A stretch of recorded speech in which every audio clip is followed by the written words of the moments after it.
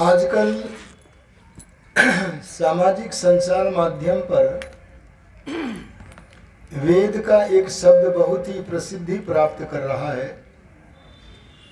और वह शब्द है सनातन। क्या है बोलो? सनातन।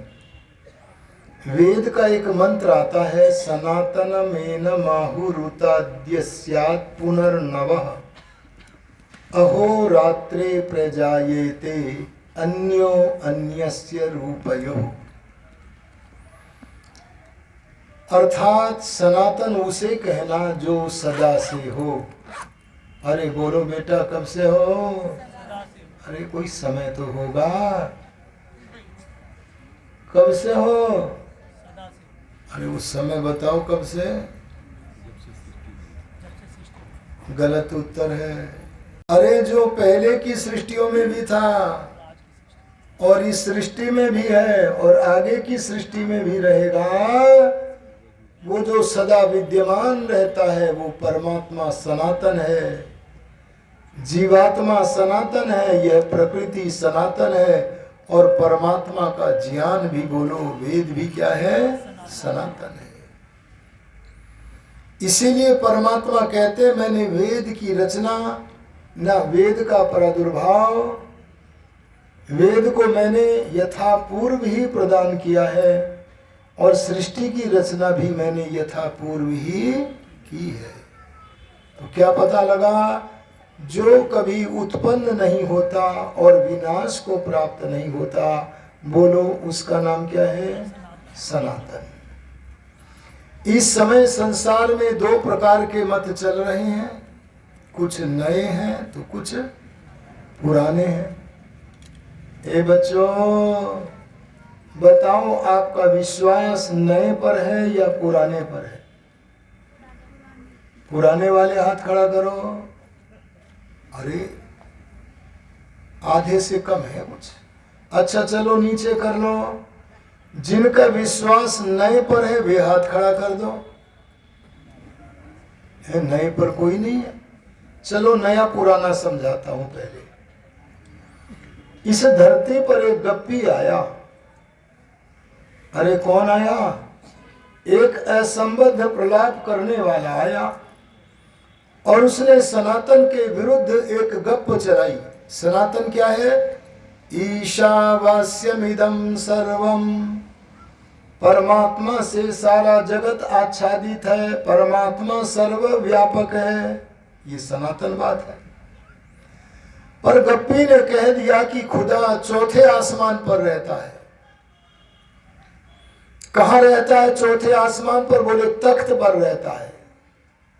किसी सच्चे सनातनी ने, अरे आर्य समाजी ने कह दिया कि जिस तख्त पर खुदा बैठा है वो तख्त बड़ा है या खुदा बड़ा है? बोलो। अगर वे कहें कि तख्त बड़ा है तो भगवान से भी बड़ा कोई हो गया, और अगर कहें तख्त से खुदा बड़ा है तो कितना लटक रहा है, इसका उत्तर उनके पास अरे बोलो नहीं है। इससे क्या सिद्धांत निकल में आया? ये गप्प थी। अरे बोलो क्या थी? आगे चल करके एक गप्पी और आया और उसने गप्प चलाई और ऊंची चलाई। बाद में अवसर मिलेगा तो ऊंची तो गप्प मारेगा कि नहीं? और उसने गप्प क्या मारी? खुदा सातवें आसमान पर रहता है। इसकी भी चल गई, क्योंकि दुनिया में आंख के अंधे और गांठ के पूरों की कभी कमी नहीं रहती है। चल गई। आगे वाली भेड़ अगर कुएं में गिरी तो पीछे वाली भी सारी ईसाइयत के, अरे मुस्लिम मत के कुएं में गिर गई, नष्ट हो गई। धर्म कर्म समाप्त हो गया। अब ये चौथे आसमान की जो बात थी कभी नई थी। ए बच्चों सुनो, ये बात कभी नई थी। समय बीतता गया तो जो सातवें आसमान की बात आई उसकी अपेक्षा से ये पुरानी पड़ गई कि नहीं पड़ गई?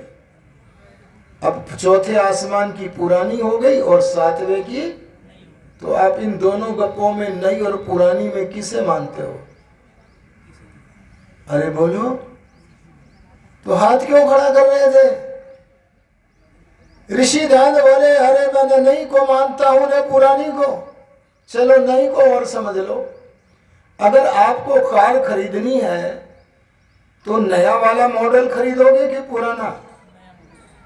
अरे मोबाइल खरीदोगे और पैसे भी पूरे हैं आपके पास, कोई कमी नहीं है पैसों की, तो नया वाला मॉडल खरीदोगे कि पुराना? वाह, अब तो नया खरीदोगे। इससे क्या निकला? इससे यह निकला कि मनुष्य की बुद्धि कम है, ज्ञान कम है, उसके ज्ञान में और कला में विकास होता है तो उसका मॉडल भी विकास को प्राप्त होता है। लेकिन जिसके पास ज्ञान पूर्ण है उसका ज्ञान सदा एक रस और सत्य रहता है। क्या कोई माता ऐसी चाहना करती है कि जैसे बच्चे बैठे हैं इनसे अलग ढंग के मॉडल का कोई बच्चा पैदा हो? अरे बोलो, है जी? अरे ध्यान देना, जैसे रात में से दिन निकलता है, अरे दिन में से काली काली रात निकलती है और सदा निकलती है, पर कभी पुरानी नहीं पड़ती, सदा नवीनता का संचार करती है। बोलो उसका नाम क्या है? सनातन। बोलो क्या है? सनातन। दयानंद बोले जो न नूतन हो न पुरातन हो बल्कि सदा रहने वाला हो, अरे ईश्वर प्रदत्त हो, अरे वेद के अनुसार हो, मैं दयानंद तो उसे ही मानता हूं, अर्थात हमें सनातनी बनना चाहिए। अरे बोलो क्या बनना चाहिए? सनातनी बनने के लिए कुछ करोगे भी कि नहीं करोगे?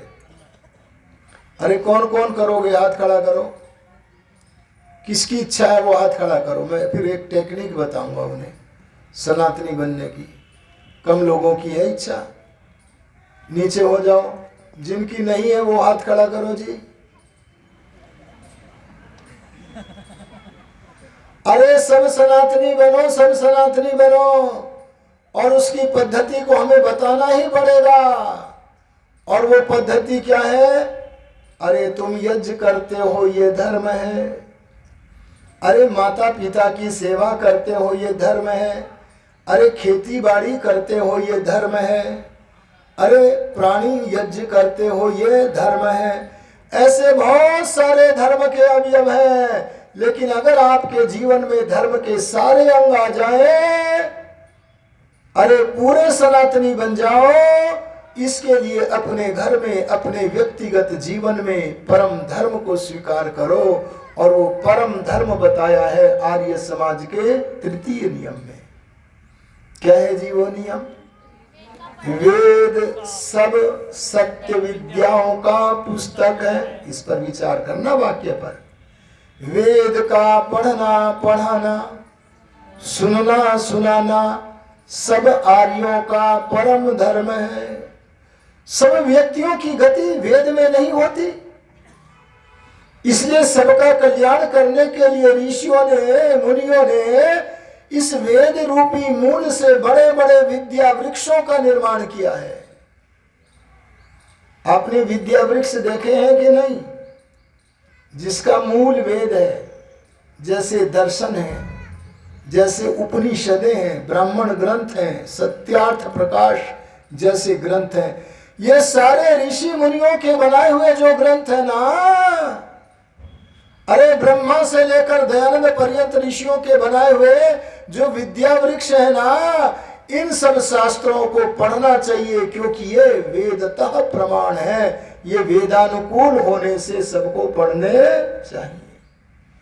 इस पढ़ने को कहते हैं स्वाध्याय। अरे बोलो क्या कहते हैं? आप कभी वकीलों के यहाँ गए हो कि नहीं? अरे गए हो कभी? देखो कितनी मोटी मोटी पुस्तक होती है। अरे होती है कि नहीं? अच्छा कभी डॉक्टर के यहाँ गए होंगे तो एनाटॉमी फिजियोलॉजी की कितनी मोटी मोटी पुस्तकें होती हैं।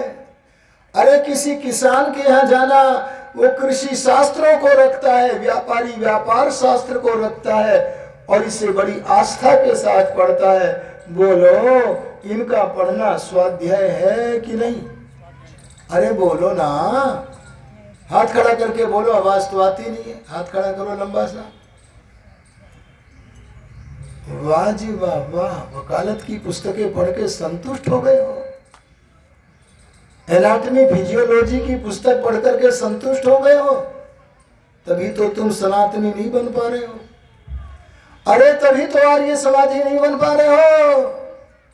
देखो, अध्ययन दो प्रकार के होते हैं और दोनों प्रकार के अध्ययन वेदों में है। एक अध्ययन कौन सा है? बाहरी अध्ययन, जैसे खेती की पुस्तक, व्यापार की पुस्तक, वकालत की पुस्तक।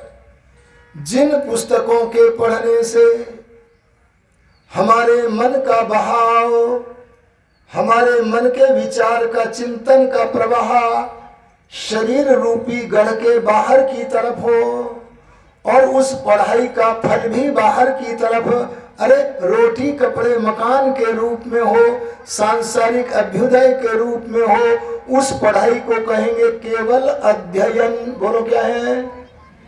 समझ में आया? वकालत की पुस्तकें पढ़ के बच्चों को क्यों संतुष्ट करा रहे हो? कहो ये भी पढ़ो, लेकिन इसके साथ साथ एक दूसरा अध्ययन और है जिसे हम स्वाध्याय कहते हैं, वो भी करो। और स्वाध्याय का अर्थ क्या है? भीतरी चिंतन। अरे बोलो क्या है? भीतरी चिंतन क्या है? भगवान का चिंतन। अरे जिनमें भरा पड़ा है भगवान का चिंतन, उन मंत्रों का जप करो। अरे ओम का जप करो। अरे मोक्ष शास्त्रों को, जो भगवान की तरफ ले चलने वाले शास्त्र हैं, उन शास्त्रों का प्रतिदिन अध्ययन करो। देखो, दोनों में अंतर के लिए मैं एक वाक्य बनाता हूं, सुनना ध्यान लगा के। जिन पुस्तकों के पढ़ने से, जैसे योग दर्शन, जिन पुस्तकों के पढ़ने से, उन पुस्तकों को पढ़ते समय हमारे मन का, चिंतन का प्रवाह शरीर रूपी गढ़ के बाहर नहीं, भीतर हो। अरे बोलो क्या है? क्यों जी? भीतर क्या है? मन। आहा, जिस पढ़ाई से हमारे मन की पवित्रता हो, क्या कहा मैंने? जिस पढ़ाई से हमारे मन की पवित्रता हो, और बोलो भीतर क्या है? आत्मा। अरे जिससे हमारे आत्मा का उत्थान हो। अरे बोलो, और अंदर क्या है? आत्मा क्या भैया? अंतर्यामी परमात्मा। जिन पुस्तकों की पढ़ाई से हमारा परमात्मा सत्संग हो, उस अध्ययन का नाम, आंतरिक अध्ययन का नाम क्या है? स्वाध्याय। अरे बोलो क्या है? स्वाध्याय। एक बार महर्षि याज्ञवल्क्य जी महाराज अपना गुरुकुल अरण्य में चला रहे थे। अरे अरण्य माने क्या होता है? अरे बोलो ना, जंगल में चला रहे थे। और बस वहां से एक कोई स्वाध्यायी सनातनी आर्य व्यक्ति जिज्ञासु जा रहा था। उसने सोचा कि अपने समय का, धरती का सबसे बड़ा आदमी इस समय मेरे समीप है, गुरुकुल का संचालन कर रहे हैं, तो चलो मैं उनसे अपनी शंका का निवारण करता चलूं। और आर्यो, उसने जो प्रश्न पूछा उसे ध्यान से सुनना और उसका उत्तर भी सुन लेना, स्वाध्याय समझ में आ जाएगा। क्या पूछा? अरे सुनो जी, क्या पूछा? हे महर्षि, अगर कल सूर्य न निकले तो क्या हो जाए? अरे बोलो, ऐसा हो सकता है कि सूर्य न निकले? सूर्य तो भगवान के नियम से नियमित है, पर पूछने की शैली देखो आचार्य दीक्षा जी। और पूछा, अगर कल पानी बहना बंद कर दे तो क्या हो जाए? और क्या पूछा?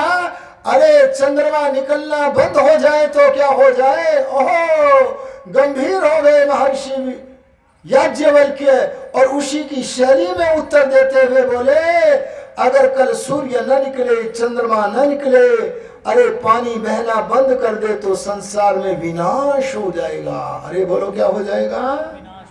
अरे सुनो सज्जन, इससे भी बड़ा विनाश और तुम्हारा हो सकता है। बोले इससे कौन सा बड़ा विनाश है? अरे सुनो कौन सा बड़ा विनाश है, ध्यान दो, बच्चों में मत लगो। ए बहन जी, इधर ही देखो बस। इससे भी बड़ा विनाश है। क्या विनाश है? मनुष्य जिस दिन स्वाध्याय नहीं करता, उस दिन सूर्य न निकलने पर, चंद्रमा न निकलने पर, अरे पानी के बहने के बंद होने पर जो विनाश होगा उससे भी बड़ा विनाश होगा। लोगों को लगेगा कि ये जीवित है, पलकें झपक रही हैं, मैं लगेगा ही इतना, पर वास्तव में वह जीवित नहीं है। उसका जीवन हुआ न हुआ बराबर ही है। इसलिए अगर हम अग्रणी बनना चाहते हैं, यहां कई माता पिताओं की एक शिकायत रहती है कि हमारे बच्चे आर्य समाजी नहीं बन रहे। आर्य समाजी का अर्थ होता है सनातनी। अरे बोलो क्या होता है जी? अर्थ चाहिए ना होता हो, मैं भाव बता रहा हूं। अगर आप आर्य समाजी हो तो सच्चे सनातनी हो। हमारे बच्चे सनातनी नहीं, आभासी सनातनी तो सारी दुनिया जाकर के प्रयागराज में डुबकी लगा रही है। मैं तो सच्चा सनातनी बनाने की बात कर रहा हूं आपको। ध्यान देना, हमारे बच्चे आर्य समाजी नहीं है। अरे मेरे पिताजी ने खड़े होकर के आर्य समाज मंदिर बनवाया था। अरे मैंने भी ईंटें ढोई थी, पर हमारे बच्चे तो आर्य समाजी नहीं है, आते ही नहीं है। तो मैंने कहा तुम भी भूल कर गए हो। अरे डॉक्टर का बच्चा डॉक्टर पढ़ाई के बिना नहीं बनेगा। अरे वैज्ञानिक का बच्चा पढ़ाई के बिना वैज्ञानिक नहीं बनेगा। ऐसे ही सनातनी तो जन्म से नहीं बनता, बल्कि उसके लिए तो ज्ञान विज्ञान ग्रहण करना पड़ता है। देखो आर्य की परिभाषा क्या है? आर्या ज्योतिरग्रे, जिसके आगे ज्ञान का प्रकाश सदा बना रहता है। बोलो उसका नाम क्या है? आर्य। अरे बोलो उसका नाम क्या है? सनातनी। अरे बोलो उसका नाम क्या है? गुणाधिकार से भगवान का पुत्र। और जो गुणाधिकार से भगवान का पुत्र है, सच पूछो तो वही आर्य है। इसलिए मैं आपसे कहना चाहता हूं कि एक गलती आपने तब की थी जब आप युवा थे और आपने सोचा अरे हमारे बच्चे तो हमारे ही हैं, जब चाहेंगे चुटकी में इनको आर्य बना लेंगे। लेकिन जब समय बीता तब वे आपकी मानते नहीं है। अरे आपके होकर के भी आपके अरे बोलो नहीं है। अब पछताए होत क्या जब चिड़िया चुग गई। इसीलिए जो आज की तिथि में युवा है या जिन वृद्धों के अधिकार में उनके पोते पोतियां हैं, उनको मैं चलते चलते संदेश देना चाहूंगा, कठोर बन जाओ। भीतर से कोमल हो, बाहर से कठोर बन जाओ। कैसे? ए बच्चों, तब तक भोजन नहीं मिलेगा जब तक स्वाध्याय नहीं कर लोगे। अरे प्रायोरिटी ही नहीं है स्वाध्याय के लिए, प्राथमिकता ही नहीं है स्वाध्याय के लिए, तो कैसे करें? स्वाध्याय का लाभ पता होना चाहिए। अरे मानसिक उन्नति के लिए, मानसिक निर्मलता के लिए, आत्मोद्धार के लिए, भगवान के सत्संग के लिए जहां से मार्गदर्शन प्राप्त होता है, ऐसे शास्त्रों का, वेदादि शास्त्रों के अध्ययन का नाम क्या है? स्वाध्याय। बोलो क्या है? स्वाध्याय करोगे ना तो ये यज्ञ चलते रहेंगे, ये प्रवचन चलते रहेंगे। और स्वाध्याय नहीं किया तो सब बोलो समाप्त हो जाएंगे। इसीलिए ऋषि ने आर्य समाज के तृतीय नियम में स्वाध्याय को केवल धर्म ही नहीं कहा है। अरे बोलो क्या कहा है? परम धर्म। अगर ये परम धर्म आपके जीवन में नहीं आया तो आपको कोई भी चुटकी में कन्वर्ट कर लेगा, चंगाई सभा लगा के आपको मत परिवर्तन आपका कर देगा। अरे अगर नहीं करोगे तो सर तन से जुदा करने वाले लोग भी बैठे हैं, वे सर तन से जुदा करेंगे। अरे देखना, जिन संप्रदायों के कारण हमारे देश के टुकड़े हुए, अरे धरती के टुकड़े हुए देशों के रूप में आज उसी सांप्रदायिकता को हम धर्मनिरपेक्षता के नाम पर स्थान दे रहे हैं। ये धर्मनिरपेक्षता बात मूर्खों की है, ये योग्य लोगों की बोलो नहीं। मैं जानता हूं कि ये मूर्खता आज संविधान में प्रविष्ट करा दी गई है, लेकिन क्या कोई ऐसा सांप्रदायिक व्यक्ति है जो सचमुच भीतर और बाहर से इस पंथ निरपेक्षता को मानता हो? अगर कोई मानता है तो केवल आभासी सनातनी मानता है, जो सच्चा सनातनी आर्य है वह भी नहीं मानता, और कोई सांप्रदायिक व्यक्ति भी बोलो नहीं मानता है। इसलिए ये आपकी हानि करने की योजना है। आप ये चाहें कि आपके बच्चे यहां रहे या विदेश में रहे, कहीं भी रहे, उन्हें कोई मत परिवर्तन उनका न कर सके, तो इसके लिए अनिवार्य कर दो। जैसे प्रातराश करना अनिवार्य है, ऐसे अनिवार्य कर दो बच्चों के लिए कि स्वाध्याय करोगे तो जलपान मिलेगा, अरे भोजन मिलेगा। स्वाध्याय नहीं करोगे तो बोलो, अरे लागू करोगे कि नहीं करोगे? कौन कौन करेगा? हाथ खड़ा करो। अरे बड़े थोड़े से लोग हो, बाकी सारे के सारे आभासी सनातनी संतान पैदा करोगे तुम। समझ गए कि नहीं समझ गए? कवच लेके नहीं जाएंगे आपके बच्चे विदेश में। श्रद्धेय ब्रह्मा जी कह रहे थे ना, कवच लेके जाओ। ये विदेश में भी जाएं तो कोई खतरा नहीं, पर कवच तो लेके जाएं। मैं आपको यही संदेश देना चाहता हूं कि स्वाध्याय आप अवश्य कीजिएगा। अरे सन्यासी बन गया कोई, तभी उसको उपदेश दिया गया, संन्यसेत सर्वकर्माणि वेदमेकन्न संन्यसेत। अरे जब कोई विद्याभ्यास कर, अरे स्नातक बन गया, तभी उसको कहा गया क्या, स्वाध्याय प्रवचनाभ्याम न प्रमदितव्यम। ये उपदेश ऐसा है जो किसी के द्वारा छोड़ा नहीं जा सकता।